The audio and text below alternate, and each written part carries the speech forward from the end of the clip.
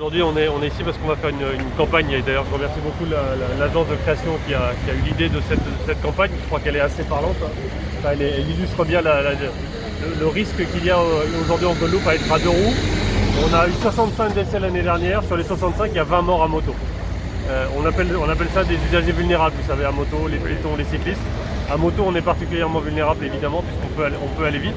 Alors il ne faut pas non plus dire qu'à moto on est toujours victime. En l'occurrence, on est souvent victime, mais parfois on peut aussi être responsable d'un certain nombre d'accidents.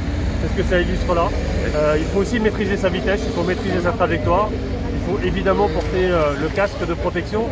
À titre d'illustration, le dernier accident que nous avons connu mortel ici en Guadeloupe à Gosier, aucun casque n'a été retrouvé ni sur la personne qui était victime, ni à proximité du lieu d'accident. Voilà, donc ça veut dire que vraisemblablement il ne portait pas de casque. Et donc il faut qu'on retrouve tous ces réflexes. 20 tués à moto sur les routes l'année dernière, 65 tués, ça ne cesse d'augmenter.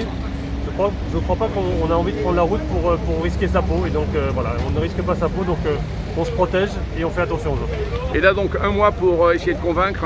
Un mois pour essayer de convaincre. Ce camion va circuler partout en Guadeloupe.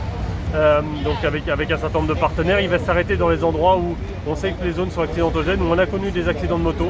L'idée c'est que les gens en voyant ça réfléchissent. Ils s'arrêtent et ils réfléchissent. Quand on réfléchit face à un deux roues, ou les risques des deux roues, on y réfléchit quand on est à deux roues évidemment, mais on y réfléchit aussi quand on accompagne les deux roues, c'est-à-dire quand on partage la voie avec eux.